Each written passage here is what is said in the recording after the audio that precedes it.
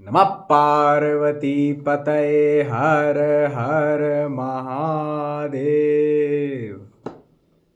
आज हम लोग फिर से 6वें अध्याय के साथ आ गए हैं। काशी रहस्य 5 अध्याय हो चुके हैं, आज 6वां अध्याय है।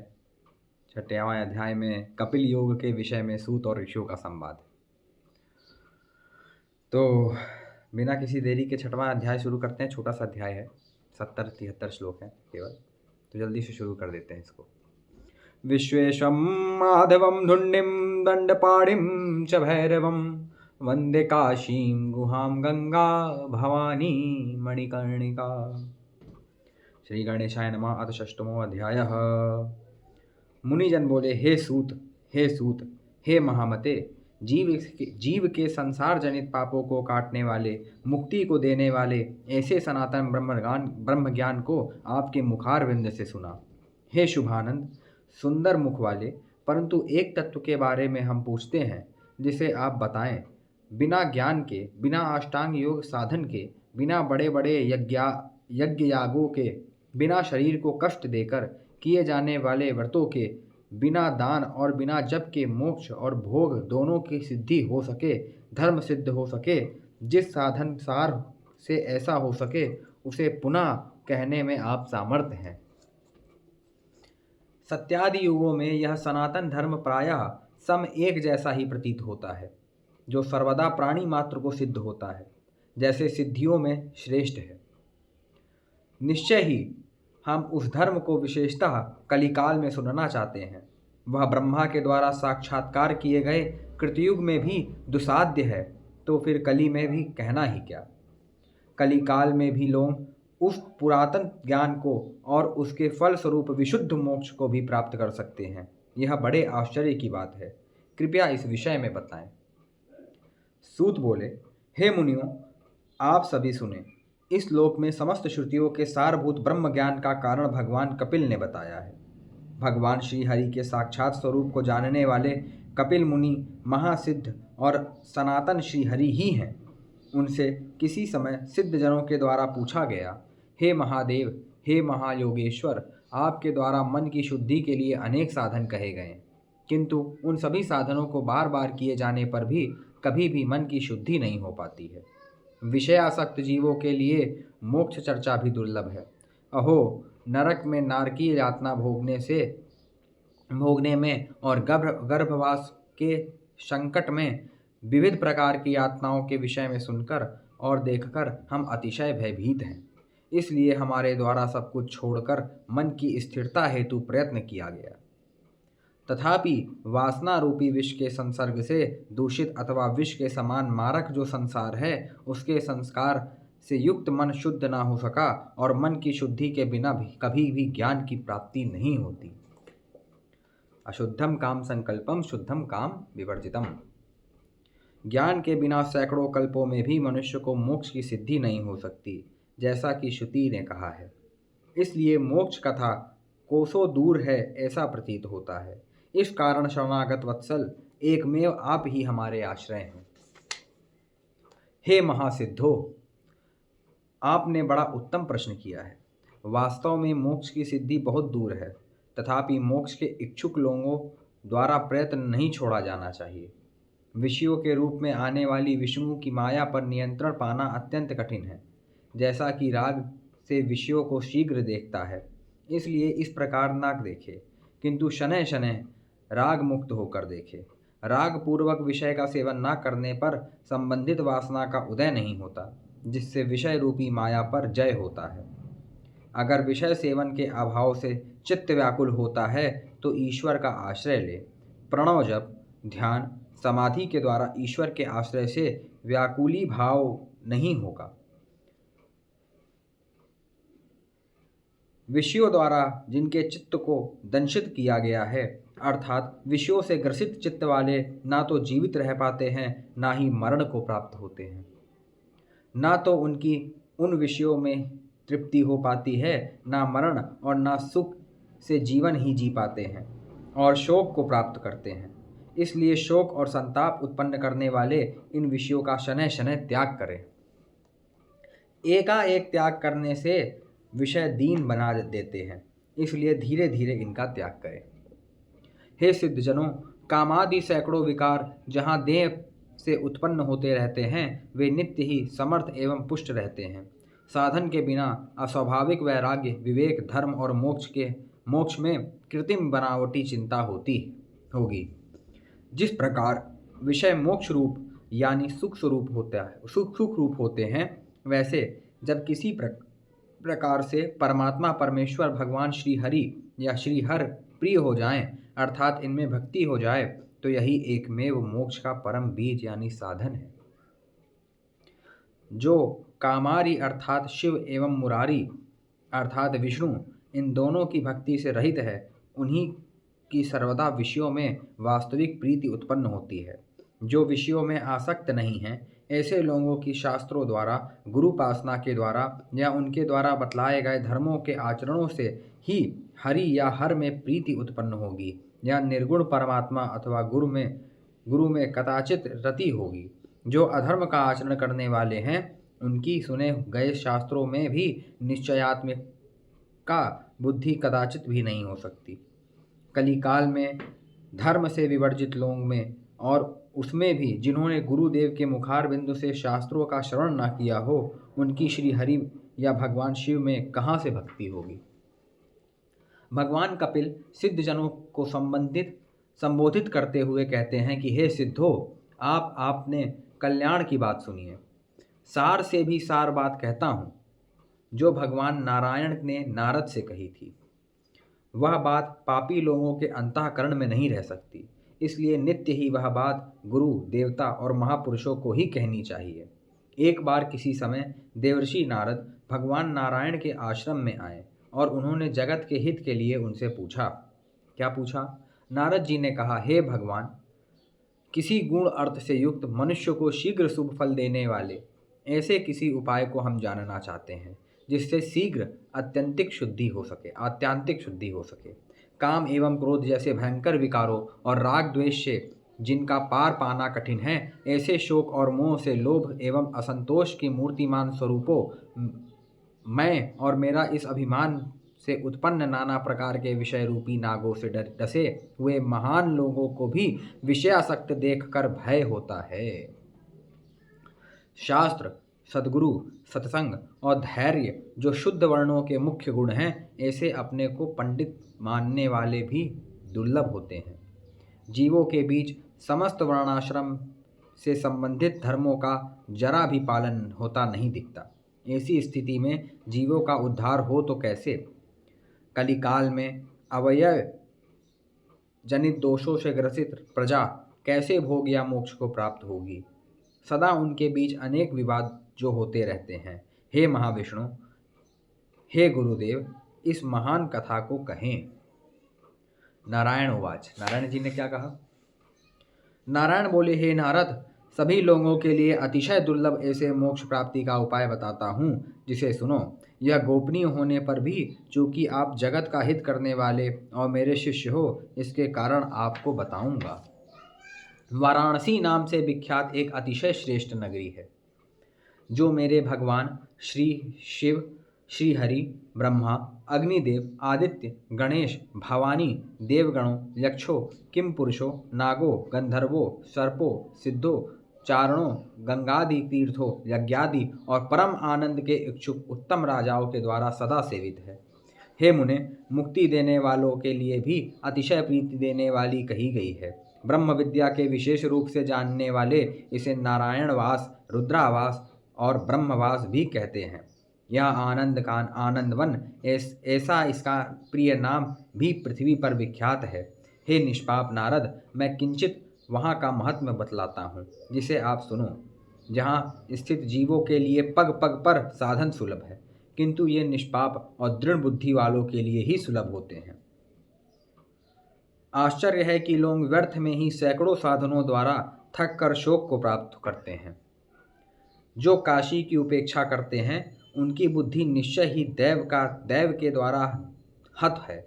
जिस काशी में शास्त्र का आश्रय लेने वाले लोग बिना कष्ट के ही विविध धर्मों के सारभूत वृषिकित अर्थात धर्मपति श्री हरि और पशुपति भगवान शिव को नमन कर उनको प्राप्त कर लेते हैं।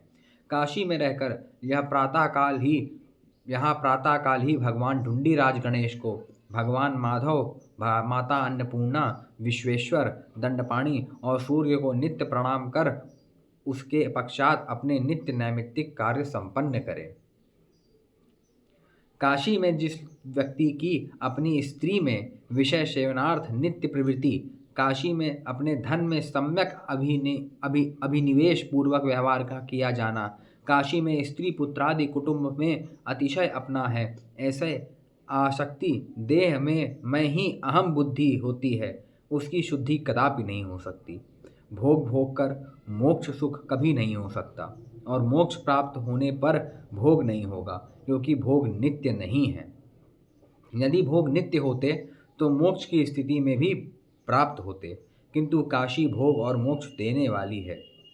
जीते जी भोग और मरने के बाद मोक्ष। जीवितो अन्नदात्रे त्वं मृते मुक्तिम ददाम्यहम्।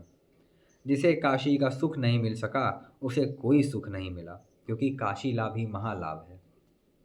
जिस काशी में इंद्रियों को वश में रखने वाला ही बड़ा तप है, ऋतु काल में अपनी पत्नी से सहवास करना ब्रह्मचर्य है, और जिस किसी तरह से भगवान का नाम संकीर्तन करने से मनुष्य समस्त दुखों से मुक्त हो जाता है, जो व्यक्ति शिव के उत्तम व्रत को धारण कर भगवान विश्वेश्वर, माता अन्नपूर्णा और 56 विनायकों सहित भगवान ढुंढीराज का प्रतिदिन पूजन करते हुए काशी का में सदा विचरता है, उसको ना तो दुख प्राप्त होते हैं और ना ही विघ्न समूह विघ्न डालते हैं।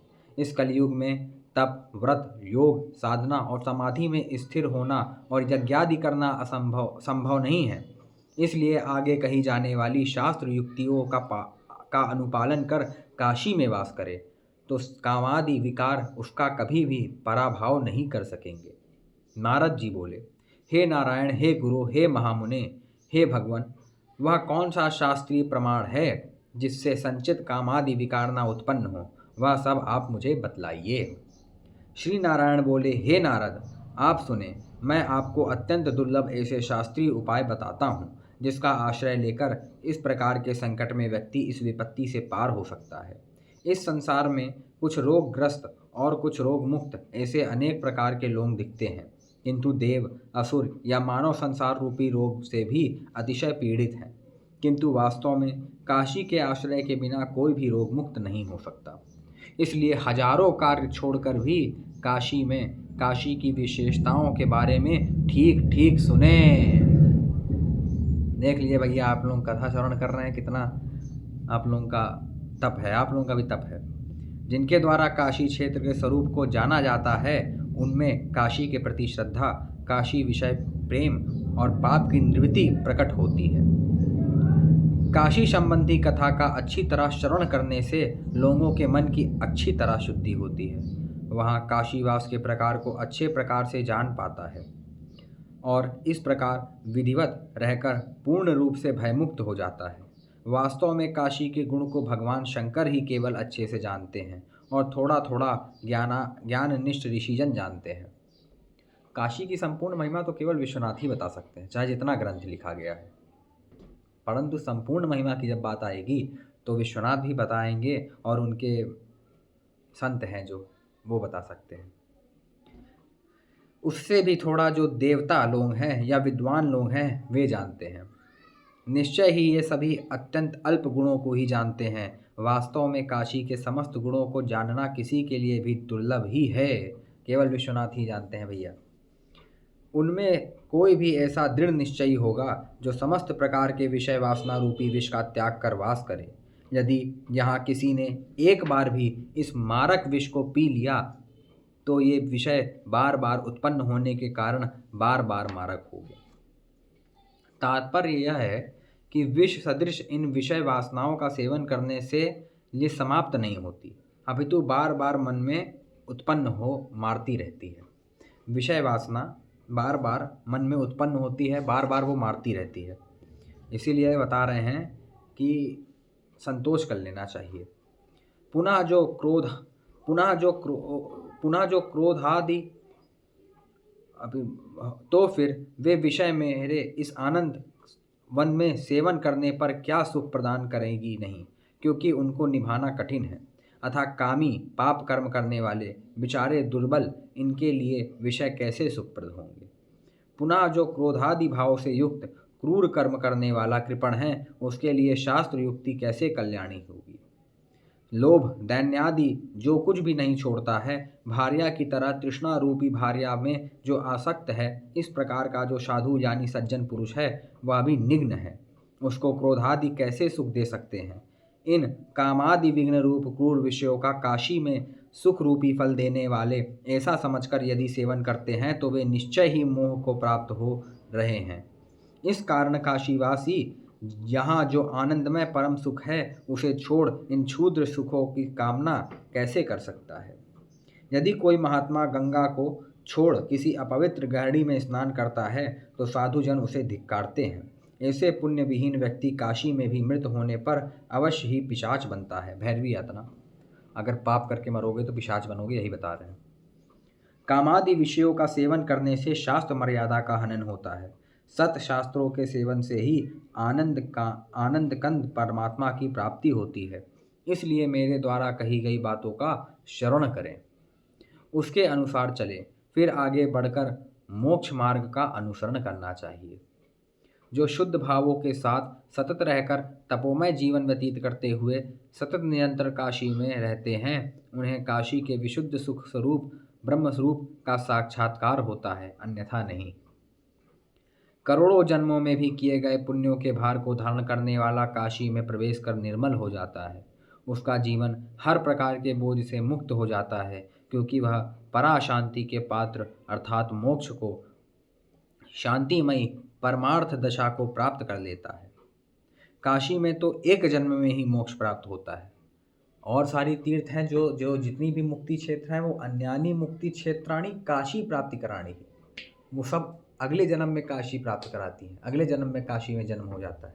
परंतु काशी में तो सदा एक ही जीवन में मोक्ष होता है।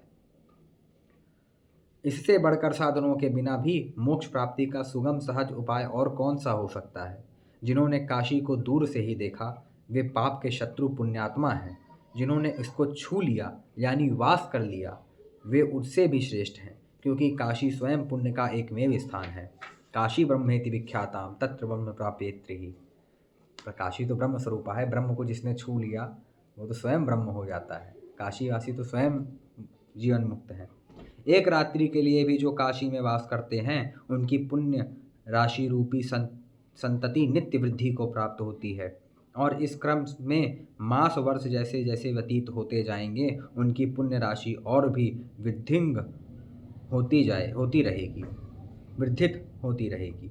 जैसे धर्म के नित्य किए जाने पर पुण्यों की उत्तरोत्तर वृद्धि होती रहती है। मन जहाँ अत्यधिक रूप से जुड़ जाता है वहीं प्रेम करने लगता है। अपने मन से जल्दी विचार कर सारग्राही लोगों के द्वारा मान्य महासार रूपा काशी को सार तत्व को प्राप्त करने का इच्छुक कभी ना छोड़े। यही कारण है कि काशी में लगा मन व्यक्ति को मोक्ष की ओर ले जाता है। अन्य विषयों में दृढ़ता से लगा मन केवल दुख की ओर गहराई में ले जाता है। काशी में श्रद्धा होना ही मोक्ष रूपी बीज का बीजारोपण हो जाता है, जिसकी काशी में श्रद्धा हो गई।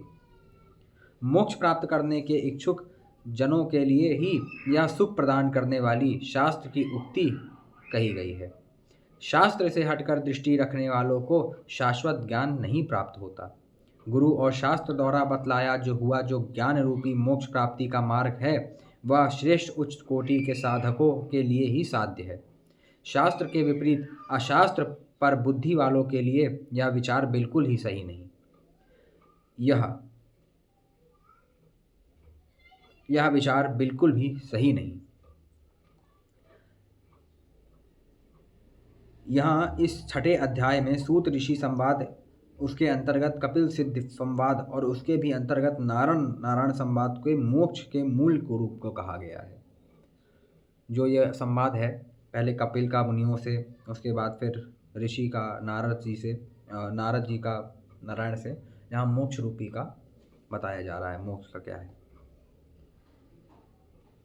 नारायण नारद से कहते हैं, हे मुने, इस प्रकार मैंने शीघ्र ही शुभ को देने वाले साधन को बतलाया, अतः इसलिए यहाँ शीघ्र निश्चय करे जो निश्चय ही फलदायक होगा। कपिल देव कहते हैं। इस प्रकार भगवान नारायण के मुखारविंद से काशी की महिमा सुनने के बाद ब्रह्मा जी के पुत्र नारद ने अपनी उस महती नामक वीणा को झंकृत कर गाते हुए निश्चय ही काशी के लिए प्रस्थान किया। इति श्री ब्रह्मवैवर्ते काशी रहस्य षष्ठमोऽध्यायः समाप्तः। हर हर महादेव शंभु काशी विश्वनाथ गंगे। हर हर महादेव शंभु काशी विश्वनाथ गंगे। नमः पार्वती पतये हर हर महादेव हर। तो आज काशी रहस्य अध्याय षष्ठम हमने पूर्ण कर लिया और इसी तरीके से आगे बढ़ते रहेंगे हम लोग। और कोई भी आपको क्वेश्चन हो, कोई भी आपको प्रश्न हो तो आप कमेंट सेक्शन में पूछ सकते हैं और उसको शेयर करिएगा इस वीडियो को। इस ग्रंथ का प्रचार हो, काशी का प्रचार हो, यही हमारा परम उद्देश्य है। और तब तक के लिए हम आपसे अगली वीडियो में मिलते हैं। तब तक के लिए नमः पार्वती पतये हर हर महादेव हर।